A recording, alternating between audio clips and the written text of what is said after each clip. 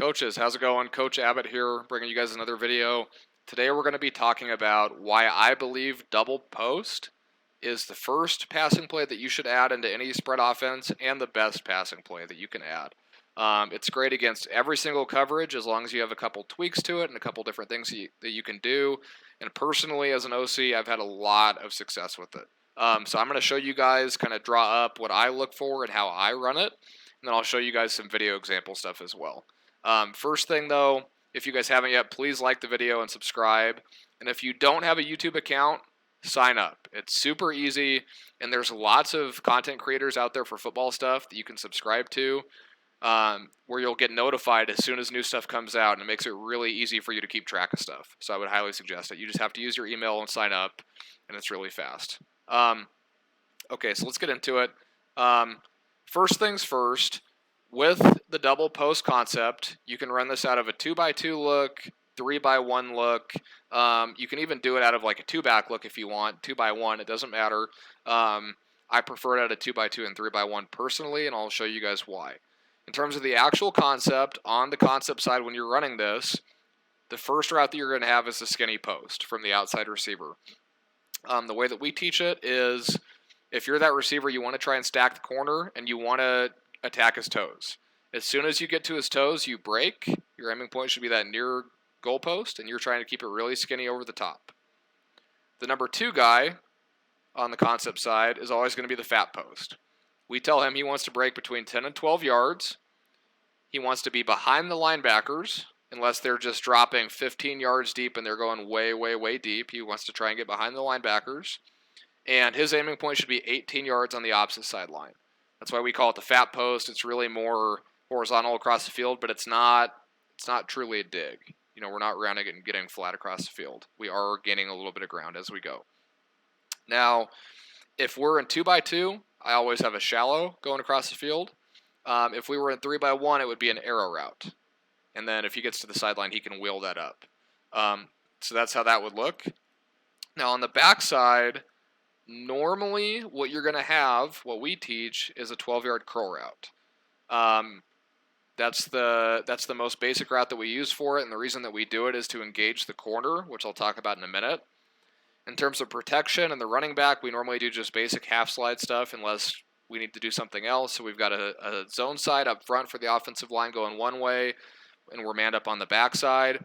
The running back is accountable for a blitzer on the backside. If he doesn't have anybody, he leaks out and he'll have a swing. Okay, so let's talk about what we're looking at first and foremost. In terms of the actual concept, the double post, our quarterback should be reading the near safety to the concept. So if they're in a single high look, you know, they're on a cover 3, man free, whatever, it's just going to be the free safety. If they're in a 2 high look, it's going to be the closest safety to those posts is who he should be looking at. If that guy bites up, let's say that they're in a single high look, if that guy bites up and he sees that fat post flash and he's not being disciplined and he just jumps that fat post, it's going to be the skinny post over the top that's wide open with the cornerback trailing him, as long as we run a good route. If he stays deep and he's being disciplined, then it should be the fat post coming open, either in the middle of the field between the 2 linebackers, depending on how they're lined up, or in this space over here, which is why we want to engage that corner with the curl route on the backside. Because if we just let the corner drift, and he's just playing deep, cover 3 or whatever, and he's just drifting, waiting for that fat post, then it's going to be covered up in the late window unless we throw it right in the middle of the field. So we want to run something that, you know, takes the corner deep a little bit and then engages him, makes him think he has to stop and break on it. Okay? The shallow route coming across the field is going to be our check down. If the linebackers are just playing super deep, trying to take away deep routes, and they're not respecting the flat. So what it's going to look like normally is it's going to be 1, you're looking to the skinny post, 2, you're looking to the fat post, and really you're seeing the safety. If he bites up, you know, then you're looking for the post over the top. If he stays deep, then you're going to the fat post. If both of these are covered for whatever reason, if you don't like it, maybe they're playing man free and they're really running with our receivers well, or just something's not right, then your third read would be going to the shallow route, check down. Right? So it's really 1, 2, 3. The vast majority of the time, though, especially if you work some other stuff in your offense where the receivers are running shallow across the field like mesh or something that keeps the linebackers occupied and they can't just run deep all the time, they can't drop deep, then one of these is normally going to be open most of the time. Now, if they do something like that, where they're running cover 3 and they're just letting the corners just bail and they're just drifting and they're not really caring about the shallow routes at all, the short routes, then on the backside here, we really have a curl flat concept. So if they're just giving us tons of room and they're playing everything deep, then our quarterbacks can just look to the curl flat. If that outside backer sits on the curl route, we go to the swing. If he works out with the swing route, then we go to the curl route. So there's really 2 concepts built into this. Now, when we run this, we keep the curl route as it is every time that they're in either a single high look, right, or if they go quarters coverage. So if they're in a 2 high look and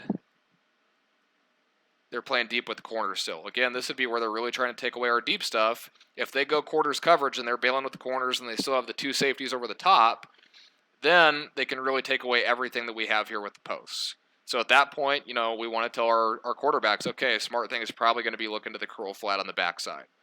So again, if they go cover 3 or quarters, we're really looking for the curl flat concept on the backside. If they're man free, you can still run the curl route on the backside, but he's not going to be open if you do that.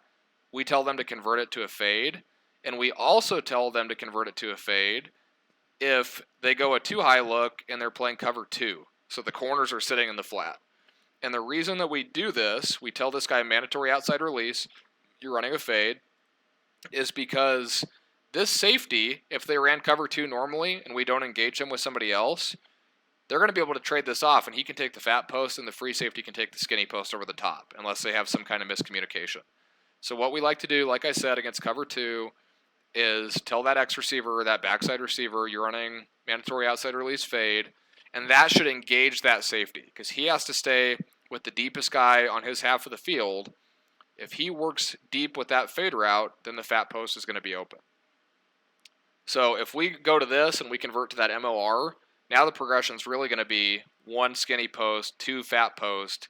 If he sits and he covers up that fat post that flashes, now we're going to the fade, 3, and then check down, check down. Okay, so that's really kind of what we're looking at. Just to recap, regardless if we're in 2x2 or 3x1, if they're in quarters or cover 3, then we're running a curl with the outside guy on the backside, right? And if we don't like it, we can run the curl flat on the backside. Okay, most of the time your double post is still going to be open, but this is a great thing to add in to make sure that we've got something going no matter what they run. If they're in cover 2 or man free, then we tell these guys, okay, we're running a fade. Obviously in man free, it's because they're playing man to man, and a fade's a man beater, and a curl route is not. And if they're in cover 2, it's so that we can engage that safety on that side of the field. So that's how we teach double post. Now, talking about seeing it in action, here's a clip that I'm going to show you guys here from last year when I was in Germany. So we've got trips to the left here, and we were a pistol team pretty much exclusively throughout the year. So you're going to see us in pistol here. I think we stay in for 6-man protection, so we don't have the swing route going to the right, but we do have a fade on the backside here. So we're going to have the skinny post, again, from the outside guy. We should have the fat post from the number 2, and we should have an arrow route from the number 3 receiver.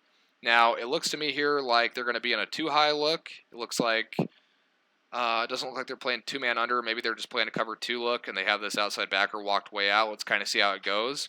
But again, 2 high look, unless the corners are bailing, right, and they're playing, quarters. This could be quarter, half as well now that I look at it. But unless they're really playing quarters and they're really bailing, then we're looking to this double post here. We want to have that fade on the backside to engage this safety right here.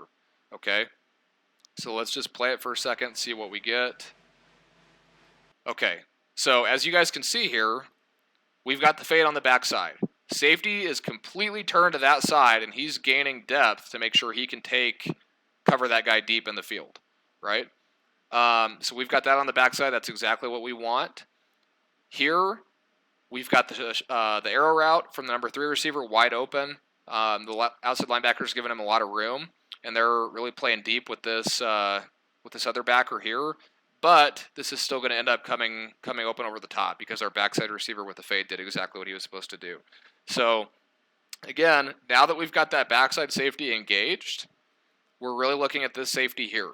If he bites up on the fat post from this number 2 receiver that's flashing, then it's going to be our skinny post from the outside guy going over the top. If he plays deep how he's supposed to and he stays over the top, this fat post is going to be open right here where the referee is, just about. So let's see what we got here. Safety bites up on the fat post. We go over the top, and it was our outside receiver running one-on-one with a corner trailing him all the way down the field, and we've got a lot of room to work. So that's exactly what we're looking for. Let me play through it one more time. Go through the end of this clip. Again, 3-by-1. It would be the same thing if we were in 2-by-2, and this slot receiver would come across and run a shallow route. But because he's 3-by-1, he's got an arrow instead. So again, this guy's playing tight. We've got a fade on the backside. He engages the backside safety. Quarterback reads the near safety. He bites up on the fat post. We go to the skinny post over the top, and we have a great play. Okay, so if you guys can do that, no matter what system or terminology you use, as long as you can switch that between a curl and a fade on the backside, depending on that coverage that you're seeing, then you're going to have success, as long as you can go through the progression and do what you're supposed to do with your quarterback. And it doesn't have to be a curl on the backside. Like, obviously here, we weren't running, obviously we have to be running a fade here, but we didn't always run a curl flat with that as well. Like, if a linebacker blitzes, then we're going to end up taking him with the running back anyway, and we don't have that flat route going out. We don't have that swing route going out of the backfield. You can run something else to engage that backside corner if you want to, and just not have like a second concept built in like we do with the curl flat. If you're a team that cuts their splits a lot and they do deep outs, stuff like that, comebacks, you could easily have one of those on the backside as well. You could do a 10 to get 12 out route. You could do a comeback, something else on the backside of the play that engages that corner, whatever the case may be. But we've just really found that it's nice to have that concept, that curl flat concept on the backside of double post in case they're really bailing playing deep, trying to take away both posts with cover 3 or a quarters look. Okay? So that's double post, guys, and I've had a lot of success with it. Like I said, in Germany last year, we scored so many touchdowns on double post. It was insane.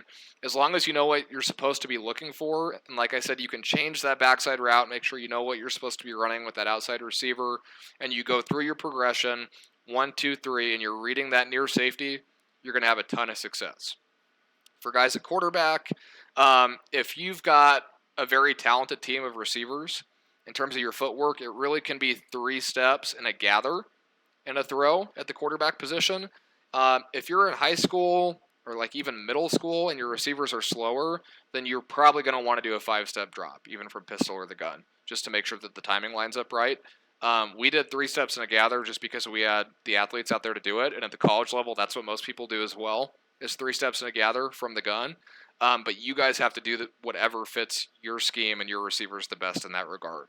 But I'm telling you, if you follow through that and you go through that progression and you change that route on the backside to fit what you need to do, you guys will have success. That is why double post should be the #1 passing play in your offense. Again, hit the like button, subscribe if you like the content, and I'll see you guys next time with another video.